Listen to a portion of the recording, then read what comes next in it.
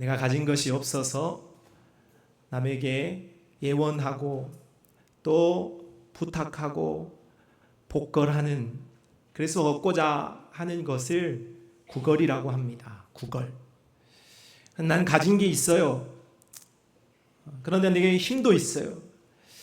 그래서 다른 사람에게 누군가와 협상하고 또 여러 가지 대화를 나누고 조율을 하는 것, 이것을 그래서 목적하는 바를 얻으려고 하는 것을 협상, 타협하려고 하는 것을 협상이라고 합니다. 그러니까 구걸과 협상은 전혀 다른 거죠. 그럼 지금 모세는 바로와 구걸하고 있는 겁니까? 협상을 하고 있는 겁니까? 협상을 하고 있다 할 수 있겠습니다. 모세 자체로는 바로에 비해서 지위가 한없이 낮습니다. 가진 것과 권력으로는 비할 데가 없어요. 그러니 협상할 수 있는 그런 형편이 아닙니다. 그렇지만 오늘 하나님이 친히 모세의 능력과 기적이 되어 주셨기에 모세는 당당히 바로에게 찾아가서 출애굽을 요구하고 계속해서 이 사명을 이어가고 있습니다. 오늘은 바로와 모세의 협상 세 번째 이야기로 오늘 마지막 이야기를 살펴보도록 하겠습니다. 첫째, 오늘 1절로 20절에는 여덟 번째 협상이 나옵니다. 4절 말씀 같이 읽어봅시다. 네가 만일 내 백성 보내기를 거절하면 내일 내가 메뚜기를 내 경내에 들어가게 하리니. 애굽 사람들은 자신들의 목적이 지금 우리가 세상을 사는 모든 사람들의 목적과 동일하게 복받고 잘 먹고 잘 사는 거였습니다. 풍요롭게 사는 거였죠. 그런데 오늘 자신들의 풍요를 방해하는 존재가 있었으니 바로 해충이라고 할 수 있어요. 농사를 지어도 해충이 한번 왔다 가면 결실을 얻기가 좋은, 많은 그런 결실을 얻기가 쉽지 않은 것이죠. 그래서 이러한 해충들을 혐오하고 이 해충들로부터 자신들이 보호받기를 원하였기 때문에 이러한 본영을 누리고자 스스로 신을 만들었어요. 그 신이 뭐냐? 그림에서 보시는 것과 같은 신입니다. 제일 왼쪽에 있는 신은 오시리스로서 사후세계의 신이라고도 하고 풍요를 가져다 주는 신입니다. 제일 오른쪽에 있는 신은 세네헴이라는 신으로 해충들의 피해로부터 보호를 해주는 신이에요. 그러니까 오늘 애굽 사람들이 섬기는 신이란 자신들의 풍요, 자신들의 안위와 다 관련이 있었던 신인 거예요. 그냥 그 신을 위해서 자신들이 섬기는 것 아니라, 그 신 자체를 섬기는 것이 아니라 오늘 그 신을 섬기는 목적이 분명했다, 그거죠. 재앙당하고 싶지 않고 풍요롭게 살고 싶고 잘 지내고 싶어서 신을 고안해냈고 그 신들을 섬겼다는 겁니다. 그런데 우리 하나님께서 오늘 여덟 번째 심판으로 해충인 이 메뚜기 재앙을 내립니다. 그러니까 오늘 이 애굽의 사람들은 이 신들이 자신들을 풍요롭게 해주고 또 자신들을 해충으로부터 보호해 주어서 자신들을 지켜준다고 믿고 있었는데 하나님께서 메뚜기의 숫자를 불어나게 하심으로 그들의 해충의 피해를 입게 되었어요. 그러니까 자신들이 섬기는 애굽의 신이 무력화된 것이죠. 무능하게 되어지는 거예요. 우리가 지금까지 살펴봤던 모든 신들이 이와 같은 동일한 패턴을 가졌다는 거예요. 그들이 섬겼던, 그들이 의지했던 신이 결국은 무능하다, 아무것도 아니다, 헛되다 하는 것을 하나님께서 보여주고 계시는 것입니다. 하나님은 이 애굽의 헛된 신들을 조롱하시는 거예요. 너희들 아무것도 아니야, 헛된 것이야 하고 가르쳐 주시는 거죠. 이 메뚜기와 같은 해충의 재앙은 하나님이 행하실 종말론적인 재앙, 종말론적인 심판에 관한 말씀이라고도 할 수 있습니다. 요엘서 1장 3절로 4절에 너희는 이 일을 너희 자녀에게 말하고 너희 자녀는 자기 자녀에게 말하고 그 자녀는 후세에 말할 것이니라. 미래에 있을 일이라 그 말이죠. 팥중이가 남긴 것을 메뚜기가 먹고 메뚜기가 남긴 것을 느치가 먹고 느치가 남긴 것을 황충이 먹었도다. 이 모든 게 메뚜기 종류예요. 이러한 종류들이 일어나게 되어질 것이다. 그런 예고입니다. 요예서를 통한 마지막 때에 관한 예고라고 할 수 있어요. 이 말은 하나님께서 온 세상의 심판주가 되신다 그 말이죠. 하나님께서는 재앙을 내릴 수 있다. 하나님이 언젠가는 종말론적으로 반드시 세상을 심판하신다 하신 말씀을 하고 계시는 거예요. 이 심판을 누구도 어떤 세력도 어떤 권세도 막을 수 없어요. 그렇기 때문에 바로는 오늘 자신이 왕의 자리에 있지만 그러나 오늘 이러한 심판을 내리시는 하나님 앞에 엎드렸어야 했다. 그러나 바로는 끝까지 하나님을 향하여 저항하고 있습니다. 8번째 협상 과정에서 이 바로가 그리고 지금까지 이어진 모든 모습을 통하여서 바로가 행하였던 하나님을 향한 대항, 하나님을 향한 불신 그리고 불경건의 모습을 오늘 특별히 8번째 재앙에는 아주 집약하여서 보여주고 있습니다. 바로의 불신앙과 불경건의 모습은 어떠했는지 한 번 더 생각해 본다면, 첫째, 오늘 바로의 불신앙의 모습은 부패한 마음을 가졌다고 볼 수 있겠습니다. 3절 말씀에 모세와 아론이 바로에게 들어가서 그에게 이르되 히브리 사람의 하나님 여호와께서 말씀하시기를 내가 어느 때까지 내 앞에 겸비하지 아니하겠느냐. 내 백성을 보내라. 그들이 나를 섬길 것이라. 바로의 태도는, 하나님을 향한 태도는 겸비하지 않았다. 하나님께서 그렇게 말씀하세요. 마음이 높은 그런 상태였다 하는 것이죠. 그런 바로의 마음에 대하여서 1절에는 완강하다고 표현하고 있고 20절에는 완악하다고 말하고 있습니다. 그러니까 바로의 마음은 높아질 대로 높아졌어요. 자신이 스스로 태양신의 아들로서 영원히 사는 그런 신과 같은 존재다. 나를 숭배해라. 내가 너희를 다스린다 하는 아주 높은 그런 교만을 가지고 있었던 거죠. 사람의 행동은 마음으로부터 출발하는 것입니다. 시편 14편 1절 말씀에 어리석은 자는 그의 마음에 이르기를 하나님이 없다 하는도다. 그들은 부패하고 그 행실이 가증하니 선을 행하는 자가 없다 했습니다. 마음이 있는 것이 행동으로 나오는 거예요. 마음에 하나님이 없다 하면 그 사람의 행위는 부패하고 가증하고 더러운 행실로 이어질 수밖에 없다. 선한 사람은 그 마음에 쌓은 선을 행하는 것이고 악한 사람은 그 마음에 쌓은 악을 행하는 법입니다. 그러므로 성도가 바로와 같은 불경건의 모습을 갖추지 않고 하나님 앞에 경건하기 위하여서 반드시 점검해야 할 덕목이 있습니다. 잠언 4장 23절 말씀, 모든 지킬 만한 것 중에 더욱 내 무엇을 지키라? 마음을 지키라. 생명의 근원 위에서 난다고 했습니다. 빌립보서 2장 5절에도 너희 안에 이 마음을 품으라. 곧 그리스도 예수의 마음이라고 했어요. 오늘 그리스도 예수의 마음이 아닌 마음이 우리 안에 도사리고 있기 때문에 오늘 우리의 마음을, 이런 그리스도 예수의 아닌 마음을 물리치고 그리스도 예수의 마음을 갖도록 우리가 노력하고 잘 관리하고 지켜내야 한다, 그런 말씀이지요. 그렇다면 예수님과 같이 겸손하고 온유한 마음, 경건한 모습, 하나님이 기뻐할 수 있는 이러한 마음을 어떻게 가질 수 있을까요? 내가 마음 먹으면 됩니까? 그것도 가능하죠. 그러나 우리가 내가 경건하게 살아야겠다, 난 오늘 거룩하게 살아야 되겠다 하는 의지만 가지고서는 우리가 경건한 마음을 가지고 살기 어렵습니다. 그럼 어떻게 해야 됩니까? 골로새서 3장에 오늘 우리에게 말씀하고 있습니다. 같이 한번 골로 3장 16절을 읽어봅니다. 시작.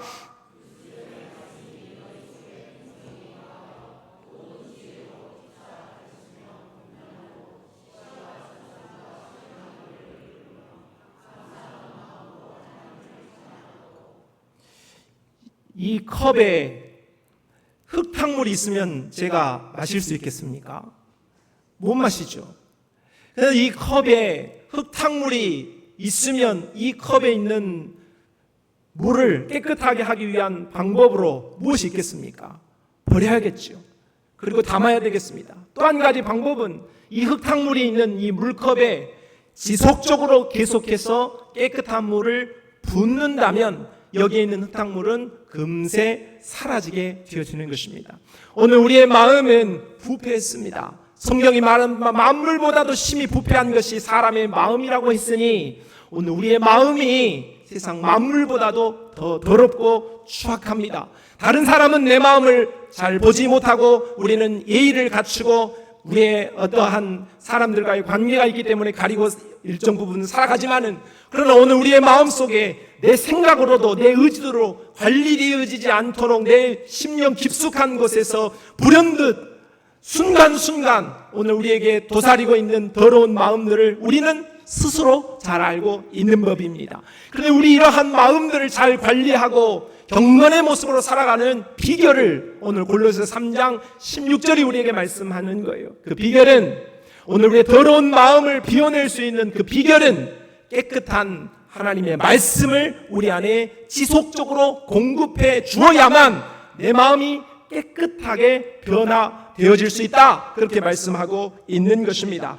부패한 우리의 마음이 우리 안에 주인 삼지 않도록, 더러운 것이 자꾸자꾸 내 안에 둥지를 틀고 자리를 잡지 못하도록 오늘 새로운 마음, 예수의 마음, 하나님의 마음, 거룩한 마음이 자리 잡기 위하여 하나님의 말씀을 여러분 가까이 하는 축복의 성도들이 다 되시기를 바랍니다. 말씀이 우리를 거룩하게 하고 말씀이 우리를 깨끗하게 한다는 사실을 잊지 않고 늘 하나님의 말씀 속에 경건한 마음을 유지하는 성도들이 다 되시기를 바랍니다. 두 번째, 오늘 바로가 가졌던 모습은 현실 파악을 제대로 하지 못했다 하는 것입니다. 바로는 교만한 마음, 높은 마음을 가지고 살았기 때문에 현실을 제대로 파악하지 못했어요. 현실 인지 능력이 현저히 떨어져 버렸다 하는 것입니다. 그러나 그 곁에 있었던 신하들은 점점 재앙이 커져갈수록, 반복되어질수록 형편을 알게 된 거예요. 그래서 불의한 왕에게는 직고를 하지 못합니다. 불의한 지도자가 있으면 그 말을 들으려고 하지 않기 때문에 그 선한 말과 진실된 말을 하는 사람들은 다 처형해버리고 멀리 두기 때문에 그 옆에는 간신들만 들끓게 되어 있어요. 그래도 오늘 바로에게 희망이 있었던 것은 바로 주변에는 그래도 하나님을 두려워하는 자들과 현실을 파악하는 자들 뿐만 아니라 바로에게 현실 이야기를 해주었던 신하들이 있었던 것 같습니다. 오늘 7절 말씀을 보니까 바로의 신하들이 그에게 말하되 어느 때까지 이 사람이 우리의 함정이 되리까?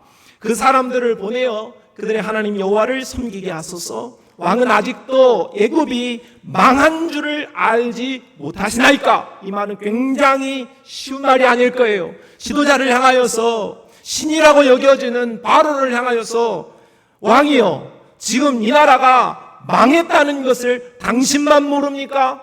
당신은 벌거벗은 임금입니까? 하는 이야기를 했다 하는 것은 무척이나 충신이었다, 목숨 건 이야기를 했다, 그렇게 볼 수 있겠습니다. 바로는 지금까지 8번째 심판을 맡고 있습니다. 메뚜기 재앙 당하기 전입니다. 그런데 이런 상황 속에서 애굽의 경제는 어떻겠습니까? 애굽의 민심은 어떻겠습니까? 지금 그뿐만이 아니라 앞으로 메뚜기 재앙도 남았고 또 장자가 죽는 재앙도 남았습니다. 뿐만 아니라 그 일을 통하여서 지금 애굽의 이러한 경제를 지탱하고 있는 오늘 히브리 민족이 앞으로 다 애굽에서 떠나갈 그런 위기에 처해져 있는 것입니다. 애굽은 폭망했고 바로는 완전히 망한 상태에 있었던 것이죠.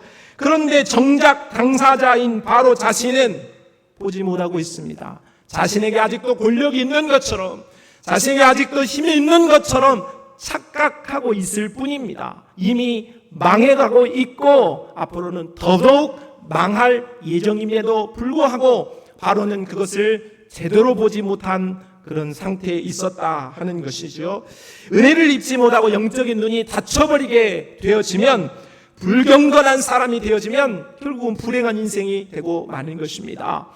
오늘 하나냐라는 거짓 선지자가 오늘 바벨론이 일어나서 이제 남유다를 점령하고 하나님께서 형벌하신다라는 선지자의 이야기를 들었음에도 불구하고 자신은 하나님의 음성을 전혀 듣지 못하였음에도 불구하고 백성들을 향하여서 2년 안에 우리나라 독립한다, 2년 안에 우리는 승리한다 하는 거짓 예언을 하게 되었습니다. 하나님을 제대로 보지 못하고 바벨론이라는 그 제국의 힘을 제대로 보지 못한 결과 그는 나라가 망하는 꼴을 보기 전에 그가 먼저 하나님 앞에 심판을 받아 목숨을 잃는 그런 안타까운 마지막을 맞이하게 되었지요. 대제사장과 바리새인 그리고 유대인들은 하나님의 영광보다 사람의 영광을 더욱 사랑했다고 했습니다. 독사의 자식들처럼 명예를 중요하게 생각하고 돈만 쫓아가는 인생이 되다가 하나님, 메시아, 그리스도를 눈앞에 두고도 그분을 믿지 못한 채 그들은 영생과 관련이 없는 불행한 결론으로 치달게 되었다는 것입니다. 마태복음 16장 3절 우리 예수님이 말씀하십니다. 아침에 하늘이 붉고 흐리면 오늘은 날이 굳겠다 하나니 너희가 날씨는 분별할 줄 알면서 시대의 표적은 분별할 수 없느냐 했습니다. 오늘 우리는 예수님의 이러한 경고를 듣고 영적 분별력을 가지고 세상을 믿음의 눈으로 바로 볼 수 있어야 하겠습니다. 우리가 살아가는 이 세상은 점점 편리해지고 있습니다. 풍요롭고 즐거운 세상이 되고 있는 것이죠. 세상에 인터넷이 나온 지가 그렇게 오래된 이야기도 아닙니다. 그런데 요즘 같은 세상은 뭐 궁금하고 어디를 뭐 음식점을 알아본다든지 아니면 교통편을 알아본다든지 그러면 누구에게 전화할 필요 없습니다. 예전에는 지리를 잘 아는 사람한테 전화해서 일부러 물어봐야 됐습니다. 어디를 가면 경찰에게 그리고 그 지역에 있는 사람들에게 어느 쪽으로 길 가느냐고 물어봐야 했습니다. 그러나 지금은 내비의 선생님이 여자 말을 잘 들어야 되고 내비 말도 잘 들어야 된다는 말이 있을 정도로 오늘 우리는 그 세상에 발달한 시대에 살고 있죠. 뿐만 아니라 이제는 AI가 앞으로 정말로 급속도로 우리 안에 퍼지게 되고 영향력을 미치게 될 것입니다. 챗 GPT가 나와서 이제 컴퓨터에게 말로 물어봅니다. 예전에는 지금 여러분이 네이버 검색창에 단어만 검색해서 했다면 챗 GPT는 문장으로 물어봅니다. 내가 궁금한 것에 대해서 문장으로 물어보면 단답을 하지 않아요. 아주 길게 우리에게 친절하게 답변을 해주고 서로 대화가 가능한 정도로 세상이 급속도로 빨라지고 있고 좋아지고 있습니다. 세상 살만해요. 점점 더 살만한 세상이 되어질 것입니다. 맞습니다. 우리는 하나님이 만드시고 하나님이 주의지신 이 세상을 미워하거나 이 세상을 살아가는 것을 우리가 저주로 여기고 그런 염세적인 그런 인생을 살 필요는 없어요. 하나님이 주신 이 자연을 바라보면서 아름다운 것을 누리고 또 함께 즐거워하면서 우리가 그렇게 살아갈 필요가 있습니다. 그러나 오늘 우리가 믿음의 눈을 가지고 이 세상을 향한 하나님의 관점 또한 잊지 말아야 한다 하는 것이죠. 우리 주께서 이 세상, 이 시대를 향하여서 말씀하시기를 악하고 음란한 세대라 명하셨습니다. 그렇게 평가하셨죠. 세상은 점점 편리해지고 풍요로워지고 있지만 그것과 비례하여서 그것보다 더 빨리 급증하도록 타락하고 범죄하고 하나님을 대적하는 시대로 가고 있다 하는 것을 우리는 기억해야 한다 하는 것이죠. 이 땅은 영원한 것이 아닙니다. 잠시 우리가 이 땅에서 누리다가 주님이 부르실 때 가야 할 임시적인 처소인 것이지 이 땅은 영원한 것이 아니라 하는 우리가 눈을 가지고 믿음의 삶을 살아가야 하는 것이죠. 소꿉놀이를 하는 아이가 하루 종일 모래밭에 앉아서 성을 쌓고 소꿉놀이를 해서 너는 남편 나는 아내 그렇게 결혼도 하고 이렇게 즐겁게 지낸다고 할지라도 해가 뉘엿뉘엿 저물어 엄마가 누구야 집에 가자 부르면 놓고 가야 하는 법입니다. 가지고 갈 수 없고 영원히 살 수도 없고 누릴 수도 없는 것이죠. 빌립보서 2장 말씀에 이런 말씀을 하고 있습니다. 1장 말씀에 너희로 지극히 선한 것을 분별하며 또 진실하여 허물 없이 그리스도의 날까지 이르라 말씀합니다. 오늘 우리가 살아가는 날은 그리스도께서 부르시는 날까지입니다. 오늘 우리 그리스도께서 우리를 부르실 날이 머지않았음을 기억하고 오늘 나 자신을 믿음의 눈으로 보고 온 세상을 믿음의 눈으로 보며 이 땅을 살아갈 수 있는 지혜로운 하나님의 사람들, 경건한 하나님의 사람들이 다 되시기를 바랍니다. 뿐만 아니라 오늘 바로의 불경건의 모습은 셋째, 꼼수를 사용했다 하는 점입니다. 자, 오늘 9절 말씀에 모세의 요구는 남녀노소와 양과 소를 데리고 나가겠다는 겁니다. 중요하지요. 중요한 이야기예요. 반드시 양과 소를 데리고 가야 합니다. 그리고 모든 이스라엘 히브리 민족이 다 나가야 하는 것이 하나님의 뜻이고 오늘 모세가 요구하는 바입니다. 그런데 오늘 이에 대한 바로의 답변은 11절과 같지요. 11절을 같이 한번 읽어봅시다. 시작.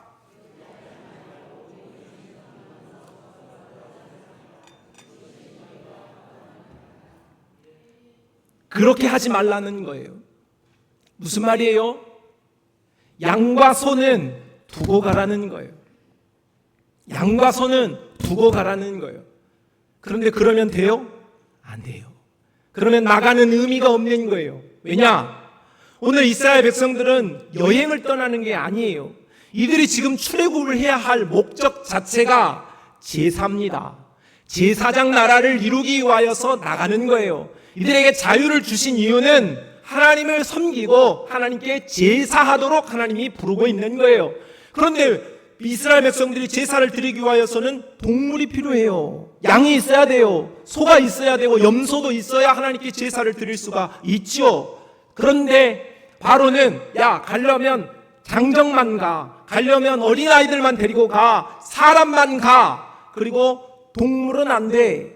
동물은 안 돼. 그렇게 말하고 있다는 거죠. 이게 바로 꼼수인 것입니다. 그렇게 하지 말아라. 바로는 오늘 하나님의 요구와 그리고 오늘 모세의 요구에 대하여서 부분적으로 수용해 줍니다. 다 안 돼.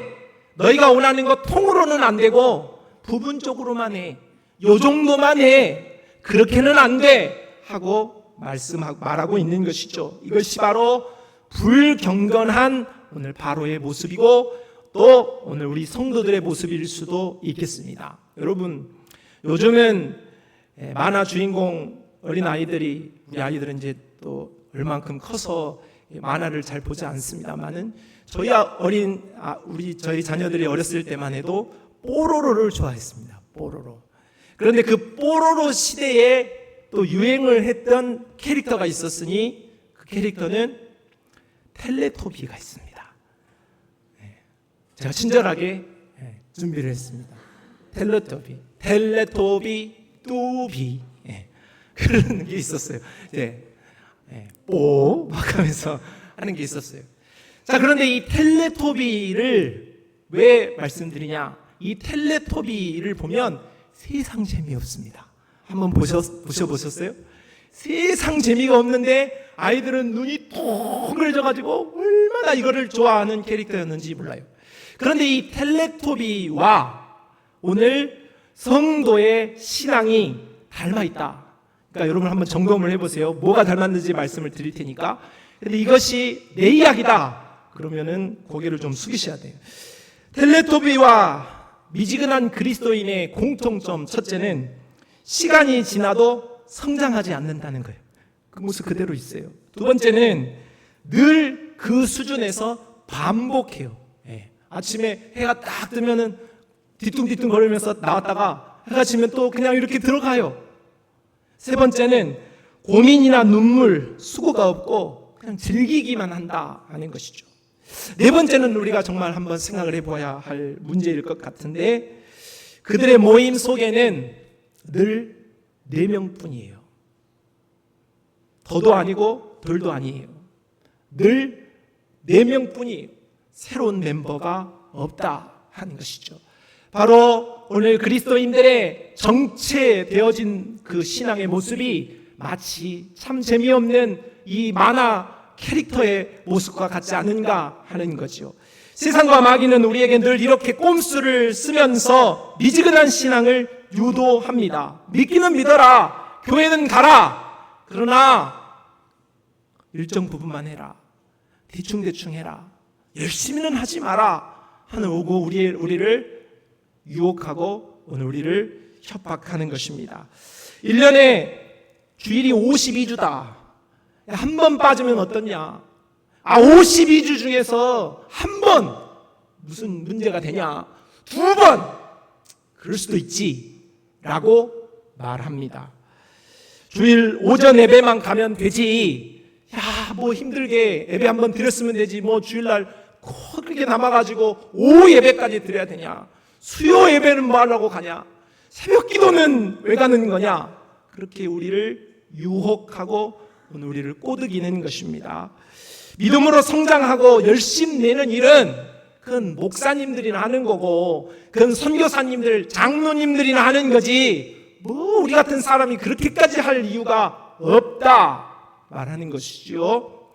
사람들하고 어울리다 보면, 사회생활 하다 보면 목사님은 그 목사니까 그런 거고, 우리는 사회에서 살고 사람들과 어울리고 사업도 해야 되고 그렇게 우리가 모임도 해야 되고 그러는데, 막 술 한 잔씩 하는 거 어떠냐? 뭐 성경에 보니까 예수님도 포도주 마셨더만, 이런 이야기를 하면서 핑계를 삼지요. 그러나 성경은 우리에게 그렇게 말하지 않습니다. 포도주는 보지도 말라고 말씀하셨다 하는 것이니 입에 대는 것 자체가 하나님이 기뻐할 일이 아니라는 것을 분명하게 기억하셔야 됩니다.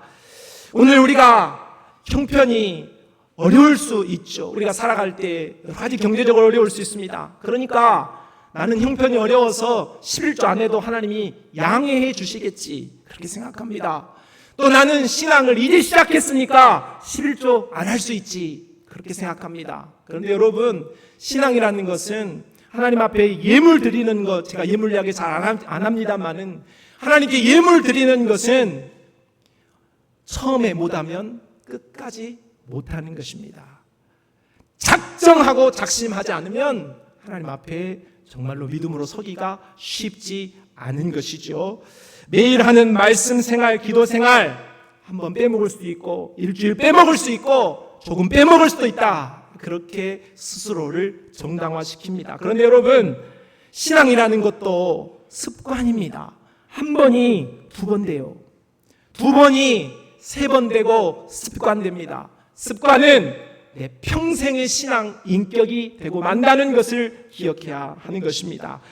작은 것들에 대해서 믿음으로 행하지 않으면 오늘 바로와 같은 자세를 갖는 거예요.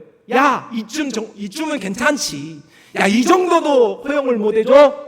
하면서 점점 우리를 방탕에 방임하면서 우리에게 자유를 주게 되어지면 우리의 신앙생활이나 예수 믿는 사람이나 예수 안 믿는 사람의 경계가 없어요. 경계가. 내 마음을 우리가 추스리고 오늘 우리의 마음을 경각심을 갖지 않으면 우리 세상과 전혀 구별되어지지 못한 모습으로 살아갈 수밖에 없는 것이죠. 영적인 경건과 성장은 절대 꼼수가 통하지 않습니다. 왕도가 없는 법이지요. 계시록 3장 15절의 경고의 말씀을 우리는 잘 새겨봐야 합니다. 내가 네 행위를 아노니 네가 차지도 아니하고 뜨겁지도 아니하도다. 네가 차든지 뜨겁든지 하기를 원하노라. 이 말씀 우리가 너무나 잘 아는데 오늘 우리는 너무나 미지근한 상태로 신앙생활을 해가고 있지 않은가 싶습니다. 여러분, 오늘 우리의 신앙은 제가 늘 여러분에게 강조를 드리지만 예수님처럼 할 수는 없어요. 아무리 성자라고 할지라도, 바울이라고 할지라도 100점짜리 신자는 없어요. 저 앞에 서 있는 저부터서 저는 50점짜리도 되지 않습니다. 그러나 오늘 우리가 성도로서 신앙생활을 한번 하기로 마음먹었고 그리스도를 따르기로 했다면 오늘 우리는 100점에 이를 수는 없어도 99점을 목표로 두고 우리가 믿음으로 뜨겁게 한번 살아내야 하는 것이 오늘 우리 성도의 의무인 줄로 믿습니다. 세상은, 그리고 나 자신은 늘 나를 허용해주고 이것도 방임해주고 저것도 방임해주면서 이 모양 저 모양으로 내가 신앙생활 대충 할 수 있도록 그렇게 판을 깔아줍니다. 그러나 우리는 거슬러야 되겠습니다. 영혼을 거슬러 싸우는 육체의 정욕을 이겨내야겠습니다. 하나님이 기뻐하실 수 있는 자리에 서는 경건의 성도들이 다 되시기를 바랍니다. 두 번째, 오늘 9번째 협상은 오늘 21절로 29절 말씀에 기록되어 있습니다. 21절을 읽어봅시다. 시작.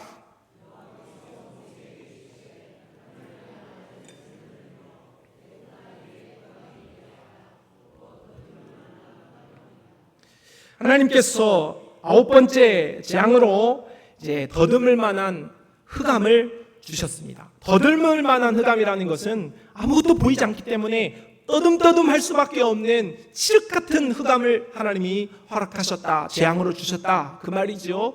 그러면서 보시는 것이 우리는 한번 살펴본 애굽이 섬기는 주신인 태양신이라고 할 수 있습니다. 아침에, 점심에, 저녁에 이 태양신의 이름이 다 달랐다고 했죠. 그런데 이들이 섬기는 이 신, 점심의 신을 태양이 그려지는 라라고 부르는데, 이 라, 태양입니다. 말 그대로 빛을 주고 온도를 조절하게 되어지는 것이죠. 그리고 밝기를 조절하는 것입니다. 그렇게 하는 이유는 뭡니까? 애굽에 풍요를 주기 위함입니다. 애굽 사람들에게 잘 먹고 잘 살 수 있도록 자신들을 보호해주는 신이 태양신이라고 여겼다는 거죠. 그런데 하나님께서 태양신을 심판하자 애굽의 태양이 빛을 잃어버립니다. 그런데 오늘 애굽 온 땅에 빛이 잃어버려서 흑암이 찾아오게 되었어도 오늘 하나님께서는 자신의 백성인 히브리 민족 가운데에는 빛을 주셨다고 23절은 말씀하고 있습니다.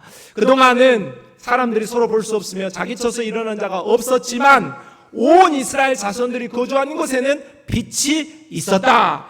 태초에 창세기는 창세기 1장 1절로 3절에 하나님께서 흑암 가운데서 빛을 만드신 사건을 기록하고 있습니다. 이 말은 하나님이 빛의 원조요, 하나님의 빛의 제작자요, 하나님이 빛이시라 하는 말씀을 하는 것이죠. 뿐만 아니라 요한복음 1장 4절 말씀에는 그 안에 생명이 있었으니 이 생명은 사람들의 빛이라고 말하며 예수 그리스도가 우리 안에 빛이라 이렇게 말씀하고 있습니다. 하나님은, 예수 그리스도는 빛이시다 하는 말씀을 하고 있는 거죠. 반면 오늘 죄에 빠진 우리 인생들은 흑암 가운데 있었다고 오늘 말씀하고 있습니다. 그래서 이사야 선지자는 예언하여 메시아가 오셔서 하실 일에 대하여 말씀하기를 이사야 9장 2절에 흑암에 행하던 백성이 큰 빛을 보고 사망의 그늘진 땅에 거주하던 자에게 빛이 비출 것을 예언하였습니다. 이 말씀은 요한복음 8장 12절에도 예수께서 또 말씀하여 이르시되 나는 세상의 빛이니 나를 따르는 자는 어둠에 다니지 아니하고 생명의 빛을 얻을 것이라고 말씀하셨습니다. 흑암에 있었던 우리, 죄악 가운데 사망에 놓여 있었던 우리지만은 빛 대신 예수 그리스도를 모시고 그분을 구주로 우리가 영접할 때에 오늘 우리 안에 있는 흑암은 물러나고 우리가 빛의 백성들이 되어지는 줄로 믿습니다. 화려한 빛의 나라 천국으로 오늘 우리가 보장받은 인생을 이 땅에서 살게 되어질 줄로 믿습니다. 빛 대신 예수 그리스도가 여러분의 삶의 주인 되시기를 바랍니다. 그런데 우리 예수 그리스도께서는 빛된 성도를 향하여서 어떤 삶을 살 것인가에 대하여서 말씀하십니다. 에베소서 5장 8절과 로마서 13장 12절 말씀을 우리 큰 목소리로 읽어보겠습니다. 시작.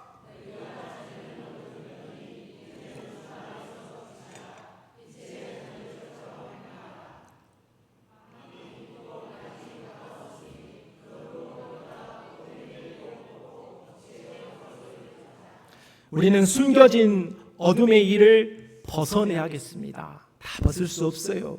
다 벗을 수 없어요. 죽어야 끝납니다. 예수님 만나야 끝나는 거예요. 그렇다고 해서 다 벗을 수 없고 우리가 다 이길 수 없다고 해서 포기해버리면 안 됩니다. 포기해버리면 안 돼요. 우리는 성화되어지기 위하여서 영화의 그 시간까지 그리스도를 담기 위하여서 빛으로 오늘 우리 안에 채워내는 일을 중지하지 않아야 합니다. 쉬지 않아야 하는 것이죠. 끝까지 빛 대신 예수 그리스도를 닮은 그리스도의 백성으로 살기를 힘쓰고 빛의 자녀들처럼 살아갈 수 있는 그런 하나님의 백성들이 다 되시기를 바랍니다. 자, 이제 6개월 동안 9번의 협상이 모두 마쳐지게 되었습니다. 최종 결과는 타결이 아닙니다. 결렬되어지고 말았죠. 10장 28절로 29절입니다. 바로가 모세에게 이르되 너는 나를 떠나가고 스스로 삼가 다시 내 얼굴을 보지 말라. 네가 내 얼굴을 보는 날에는 죽으리라. 바로는 협상을 먼저 깹니다. 그러니까 모세도 말합니다. 당신이 말씀하신 대로 내가 다시는 당신의 얼굴을 보지 아니하리이다. 바로 모세도 협상 결렬을 받아들이게 된 것이죠. 모세는 출애굽을 오늘 바로에게 요구하는 협상을 6개월 동안 했습니다. 그런데 최종 결론은 너 안 보낸다.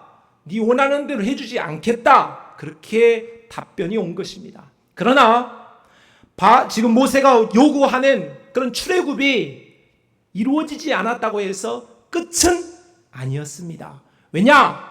출애굽은 바로가 시켜주는 것이 아니고 출애굽은 하나님이 시켜주실 수 있기 때문에 그것이 바로 하나님께서 행하실 일이었습니다. 성도가 천국의 삶을 영위하는 길을 원하고 이 세상에서 행복하기를 원합니다. 그런데 우리의 행복과 천국으로의 삶을 영위할 수 있는 일은 세상이 우리에게 주지 않습니다. 내 주변에 있는 사람들이 그것을 채워주지 않습니다. 그렇다고 해서 그것이 끝인가? 그렇다고 해서 그것이 우리에게 절망인가? 그렇지 않습니다. 오늘 우리에게 천국을 주는 것과 오늘 이 땅에서 우리가 행복한 삶을 살고 믿음으로 하나님의 영화를 보면서 살아갈 수 있는 삶은 세상이 주거나 사람이 주는 것이 아니요, 환경이 주는 것이 아니요, 우리 하나님께서 우리 주 예수 그리스도께서 우리에게 허락하시는 선물인 줄로 믿습니다. 그러므로 오늘 우리는 세상 헛된 것을 바라보고 미지근한 그런 신앙의 상태로 세균이 들끓는, 마귀가 귀신이 들끓는 그런 역사로 살아가지 말고 오늘 빛 대신 예수 그리스도, 오늘 우리의 모든 천국의 주인이시고 우리를 천국으로 인도하실 그 예수 그리스도를 모시고 그 예수 그리스도와 함께 이 땅을 뜨겁게 행복하게 위로를 받으면서 그렇게 기쁨으로 살아갈 수 있는 이 땅에 승리하는 그리스도인들이 다 되시기를 주님의 이름으로 축복합니다. 하나님 아버지 감사합니다. 오늘 우리가 이 땅을 믿음으로 살기를 원하고 빛 대신 예수 그리스도로 살기를 원합니다. 우리와 함께 하여 주시고 은혜를 베풀어 주시옵소서. 예수님의 이름으로 기도합니다. 아멘.